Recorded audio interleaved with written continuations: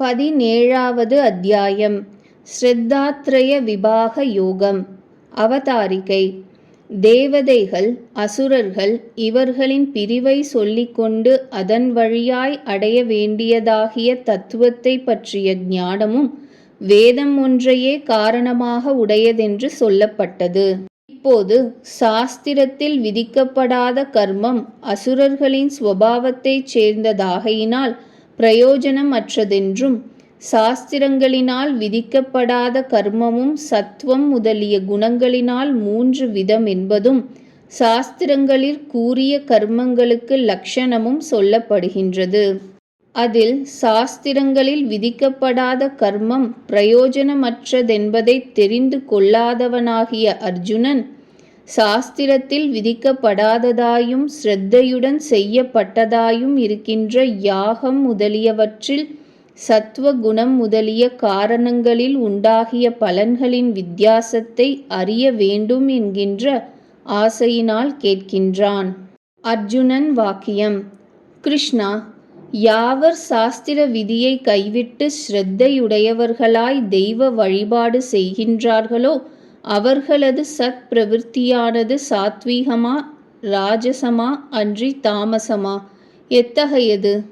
ஸ்ரீ ராமானுஜர் அபிப்பிராயம்.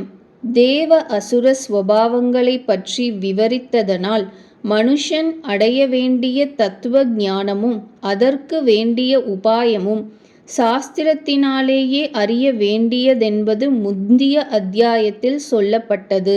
இந்த அத்தியாயத்தில் சாஸ்திர விதியை விட்டுச் செய்யும் யஜ்ஞாதி ஆராதனையும் கூட குணங்களினால் 3 விதமானது என்பதும் சாஸ்திர விதியின் லக்ஷணமும் சொல்லப்படுகின்றன.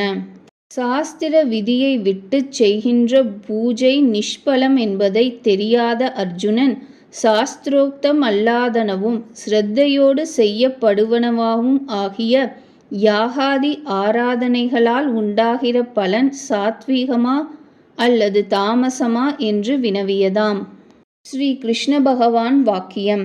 அர்ஜுனா, புருஷர்களுக்கெல்லாம் ஸ்ரத்தையானது ஸ்வபாவத்தால் உண்டானது. அது சாத்வீகம் என்றும் ராஜசம் என்றும் தாமசம் என்றும் 3 வகைப்படும். அவற்றின் ஸ்வபாவத்தை சொல்லுகின்றேன் கேள். ஸ்ரீ ராமானுஜர் அபிப்பிராயம். சாஸ்திர விரோதமான யாகாதி விஷயமான ஸ்ரத்தைக்கும் அந்த ஸ்ரத்தையோடு செய்கின்ற யாகாதிகளுக்கும் பலனில்லை என்பதை மனதில் வைத்துக்கொண்டு சாஸ்திரோக்தமானதும் ஸ்ரத்தையோடு செய்யப்படுவதும் ஆகிய யாகாதி கர்மமே குணங்களினாலே 3 விதம் என்பதை தெரிவிக்கும் பொருட்டு பகவான் சொல்லுகிறார். ஸ்ரத்தை என்பது விஸ்வாசத்துடன் கூடிய பிரவிற்த்தி. ஜென்மாந்தர சம்ஸ்காரத்தினால் அந்த ஸ்ரத்தையானது தேகேந்திரியங்கள், அந்தக்கரண விஷயங்கள் இவைகளில் உண்டாக்கப்படுகின்றது. ஸ்வபாவமாவது தனக்கே அசாதாரணமான தன்மை, அதாவது பழைய ஜென்ம வாசனையின்படி அந்தந்த வஸ்துக்களில் உண்டான ருச்சி. எதில் ருச்சியோ அதில் ஸ்ரத்தை உண்டாகின்றது. ஸ்ரத்தையாவது இது என் இஷ்டத்தை படுத்தும் என்கின்ற விஸ்வாசத்துடன் கூடி சாதனத்தால் உண்டாகும் தொரை. வாசனை, ருச்சி, ஸ்ரத்தை இம்மூன்றும் குணங்களின் சம்பந்தத்தால் உண்டாகும் ஆத்ம தர்மங்கள். அவற்றை உண்டாக்கும் அவைகளோ தேகம், இந்திரியம், மனம், பிராணன் முதலியவைகளின் தர்மங்களான குணங்கள். அவைகளால் இந்த சாத்வீகம் முதலிய ஸ்ரத்தை உண்டாகும். அர்ஜுனா, சகல பிராணிகளுக்கும் அவரவர் கரண சுபாவத்தை அனுசரித்துள்ள ஸ்ரத்தையானது உண்டாகின்றது. இந்த புருஷனானவன் ஸ்ரத்தையோடு கூடினவனாய் தனக்கு எந்த குணம் பிடிபடுகின்றதோ அந்த குணத்தை அனுசரித்து அவன் அந்த ஸ்ரத்தையினையே உடையவன் ஆவான். ஸ்ரீ ராமானுஜர் அபிப்பிராயம். சத்வமாவது எல்லா புருஷர்களுக்கும் தங்கள் மனங்களுக்குத் தக்கபடி ஸ்ரத்தை உண்டாகிறது.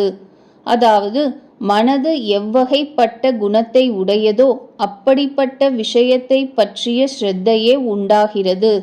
சத்வ என்னும் பதம் முன்பு சொல்லப்பட்ட தேகம், இந்திரியம் முதலியவைகளையும் குறிப்பதற்காக இந்த புருஷன் ஸ்ரத்தையின் மாறுதலாக இருக்கின்றான்.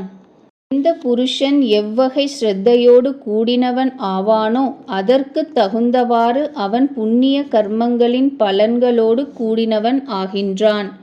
ஆகையினால் பலத்தை அடைவது ஸ்ரத்தையையே பிரதான காரணமாக உடையதென்று சொல்லப்பட்டது. அர்ஜுனா, சத்வகுணமுடையவர்கள் தேவதைகளை பூஜிக்கின்றார்கள். ரஜோகுணம் உடையவர்கள் யக்ஷ ராட்சசர்களையும், தமோகுணம் உடையவர்கள் பிரேதங்களையும் பூத கணங்களையும் பூஜிக்கின்றார்கள். ஸ்ரீ ராமானுஜர் அபிப்பிராயம்: சத்வகுணம் நிறைந்தவர்கள் சத்வகுணம் மேலிட்ட ஸ்ரத்தையோடு கூடினவர்களாய் தேவதைகளை ஆராதனம் செய்கின்றார்கள். துக்கத்தோடு சம்பந்தப்படாத உயர்ந்த சுகத்திற்கு காரணமாகிய தேவதைகளை குறித்து ஆராதனையை பற்றிய ஸ்ரத்தையானது சாத்விகம் என்று சொல்லப்பட்டது ஆகிறது. ரஜோகுண மேலிட்டவர்கள் யக்ஷ ராட்சசர்களை ஆராதனம் செய்கின்றார்கள். மற்றவர்களாகிய தமோகுணம் மேலிட்ட ஜனங்கள் பிரேதங்களையும் பூத கணங்களையும் ஆராதனை செய்கின்றார்கள். அந்த ஆராதனமானது துக்கத்தோடு கலந்த அற்ப சுகத்தை விளைவிக்கும் ஆற்றல் உடையது. ரஜோகுணம் மேலிட்ட சிந்தை துக்கம் நிறைந்த மிகவும் அற்ப சுகத்தை விளைவிக்கிறது என்றால் தமோகுணம் மேலிட்ட ஸ்ரத்தை என்பது தாத்பர்யம். தேவதைகளை பூஜித்தல் என்றது பிரம்மா, விஷ்ணு, ருத்ராதியர்களை சிலை, பொன், வெள்ளி முதலிய விக்கிரக வடிவில் பூஜித்தலும் தியானித்தலுமாம். இஃது அம்மூர்த்திகளில் அந்தர்யாமியாக இருக்கும் பிரம்மஸ்வரூபத்தை வேதாந்த சாஸ்திரங்களால் அறிந்து குணாதீதம் அடையும் உண்மையான நெறி அன்று ஆகலின் இதனை அசாஸ்திர மார்க்கத்தில் சத்வகுண ஸ்ரத்தையோடு செய்யும் பூஜனை என்றதாம். அசாஸ்திரமாயினும் இது சாஸ்திர மார்க்கத்திற்கு இழுத்துச் செல்லும் ஆகையால் சத்வஸ்வபாவம் என வகுத்தமையாக காண்க. சாஸ்திரத்தில் சொல்லப்படாத தவம், யாகம் முதலியவைகள் மிகவும் கோரமாயும் அதிக வருத்தத்தாலே சாதிக்க வேண்டியவைகளாயும் இருந்த போதிலும் அவற்றை டம்பம், அகங்காரம், காமம், ராகம், பலம் இவை முதலியவற்றோடு கூடி சரீரத்திலுள்ள பிருத்திவி முதலிய பூத சமூகத்தையும் எனது அம்சமான ஜீவனையும் வருத்திக் கொண்டு செய்கின்றவர்கள் அசுர நிச்சயம் உள்ளவர்கள் என்று அறிய கடவாய். எனது ஆக்ஞையை மீறி நடக்கும் அசுரத்தன்மை பொருந்திய அவர்களுக்கு சிறிதும் இன்பம் கிடையாது. மற்றெவ்விதம் என்றால் அனர்த்தமான நரகமே உண்டாகும் என்று முன்னரே சொல்லப்பட்டது. சகலருக்கும் பிரியமான ஆகாரம் 3 விதமாக இருக்கின்றது. யக்ஞமும் தவசும் தானமும் அவ்வாறே 3 விதமாக இருக்கின்றன. அவற்றின் பேதங்களை கூறுகின்றேன் கேட்பாயாக. அன்னமயம் ஹி சோம்யனஹா என்ற சாந்தோக்கிய உபனிஷத்தின் வாக்கியப்படி தாம் உண்கின்ற உணவின் குணம் சத்வ, ரஜஸ், தமஸ் என்பவற்றில் எத்தன்மையதோ அத்தன்மையதே அவரவர் சித்த ஸ்வபாவமும். இந்த ஸ்வபாவப்படியே உணவும் இங்கனம் ஒன்றையொன்று சம்பந்தித்து கொண்டே நிற்பதனால் அவரவர் பிரவிற்த்தியும் அவரவர் ஸ்வபாவப்படியே 3 வகைப்படும் என்றதாம். இதனால் சாஸ்திரோக்தமான தெய்வ வழிபாடு குணத்தினால் 3 வகைப்படாமல் சுத்த சத்வமே யாமென முன்னர் கூறினார்.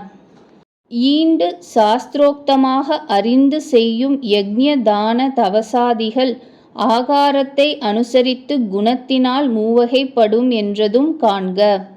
அர்ஜுனா, தீர்க்க ஆயுள், சாந்தம், திடம், திருப்தி, வியாதியின்மை, பிரியம் ஆகிய இவற்றை விருத்தி செய்பவைகளாகவும் மாதுரியமானவைகளாகவும் நெய், பால் இவற்றின் பசுமையுள்ளனவாகவும் தேகத்தில் வெகு காலத்திற்கு திடத்தை உண்டாக்கி கொண்டிருப்பனவாகவும் நினைப்பதற்கே வெகு மனோகரமானவைகளாகவும் உள்ள உணவுகள் சாத்விகர்களுக்கு பிரியமானவைகளாகும்.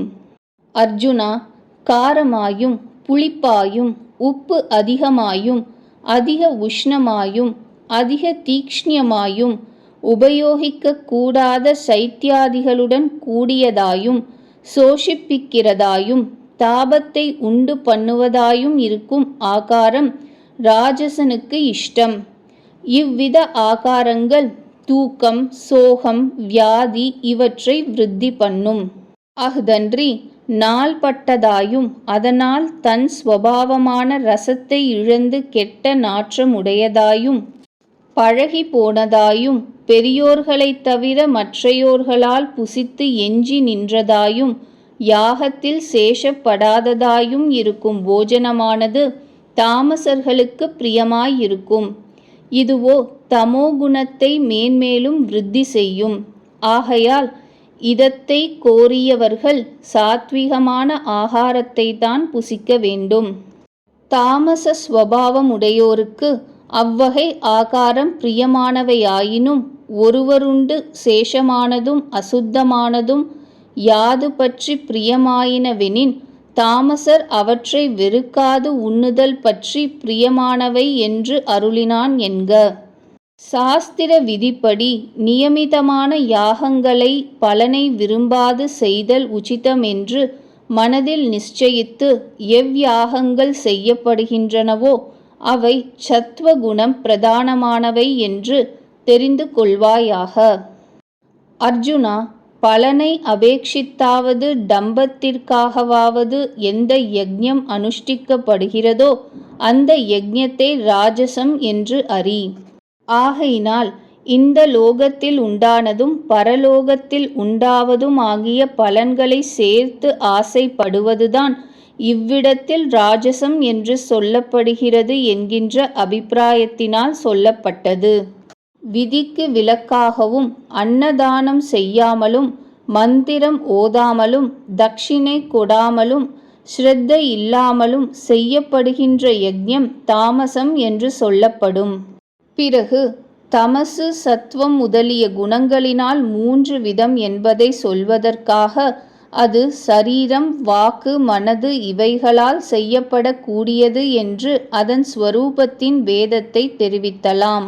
தேவர்கள், பிராமணர்கள், குருக்கள் இவர்களை பூஜித்தல், தீர்த்த ஸ்நானம் செய்தல், உள்ளத்தில் உள்ளபடி நடத்தல், ஸ்திரீகளை பார்க்கும் பொழுது இவர்கள் அனுபவத்திற்கு ஏற்றவர்கள் என்கின்ற எண்ணத்தோடு பாராமை, பிராணிகளுக்கு பீடை செய்யாமை ஆகிய இவை சரீரத்தினால் செய்யத்தகுந்த தவம் என்று சொல்லப்படும். உட்கருத்து: பிரம்மச்சரியம் என்பது ஸ்திரீயை நினைத்தலும் ஸ்திரீயின் பெயரை உச்சரித்தலும் போகத்திற்கு அனுகூலமான விதமாய் பெண்களோடு விளையாடுதலும் போகங்கருதி மகளிரை பார்த்தலும் அக்கருத்து கொண்டு வனிதையரோடு இரகசியமாய் பேசுதலும் போக விஷயமாய் இவ்விதம் செய்ய வேண்டும் என்று உத்தேசித்தலும் அது விஷயமாய் ஒருவித நிச்சயம் கொள்ளாமலும் நிச்சயித்தபடி நிறைவேற்றுதலும் ஆகிய இவற்றை செய்யாமையே ஆம். இவற்றில் யாதேனும் ஒன்றை செய்யினும் பிரம்மச்சரிய விரதத்திற்கு பங்கம் நேர்ந்து ஸ்திரீ சம்போகம் செய்ததாகவே முடியும். அர்ஜுனா, அயலாருக்கு மன வருத்தம் உண்டாக்காமலும் உண்மையானதும் இனிமையானதும் பிரயோஜனம் உள்ளதுமான வார்த்தையும் வேத சாஸ்திராபியாசமும் யாவையோ அவை வாக்கால் செய்யத்தகுந்த தவமென்று சொல்லப்படும். அதாவது அயலாருக்கு மனவருத்தம் என்பது முதலியவற்றிற்கு குரூரமான வார்த்தை மர்மங்களை எடுத்து வெளிப்படுத்தல், தூஷித்தல் முதலியவைகள் இல்லாமையினால் பயம் முதலியவைகளுக்கு காரணமாகாது என்று அர்த்தம். உண்மை ஆவது தான் பார்த்தது போல சொல்லுகிற நன்மையான வார்த்தை. பிரியமாக இருத்தலாவது க்ஷேமத்தை விசாரிப்பது, தர்மங்களை அனுமோதனம் செய்வது முதலியவைகளினால் தனக்கு தகாத சப்தம் முதலிய விஷயங்களை ஸ்தோத்திரம் செய்வது முதலிய பிரியமான வார்த்தை. சாஸ்திரங்களில் மறுக்கப்பட்டிருப்பதனால் அதை பரிகரிப்பதற்காக ஹிதமாயும் என்று சொல்லியிருக்கிறது. மனதில் சினம் முதலியவை அற்றிருந்தால் பிறருக்கு க்ஷேமம் உண்டாக்குவதில் ஆசை கொண்டிருத்தல், வாக்கை பேச ஒட்டாமல் அடக்குதல், அதாவது பகவத் தியானம் செய்து கொண்டிருத்தல், மனோ வியாபாரத்தை தியானிக்கும் விஷயத்தில் தானே நிறுத்துதல், ஆத்மாவை ஒழிந்த மற்றவைகளில் சிந்தை அற்று இருத்தல் ஆகிய இவை மனசு தவம் என்று அறியக்கடவாய். ஸ்ரீ சங்கரர் அபிப்பிராயம். மௌனம் என்பதற்கு ஸ்ரீ சங்கராச்சாரிய சுவாமிகள் கருத்தாவது, பேசாமல் இருப்பது வாக்கின் செய்கையாகையால் மனதின் செய்கையாக எவ்வாறு சொல்லலாம் என்றால், மனதின் ஏவலால்தான் வாக்கு பேசுகிறது. அந்த வாக்கை ஏவாமல் தான் அடங்கி நின்றால் வாக்கு நின்றுவிடும். ஆகையால் வாக்கை நிறுத்துவதாகிய மௌனமானது மனிதன் செய்கையாக சொல்லப்பட்டு இருக்கின்றது.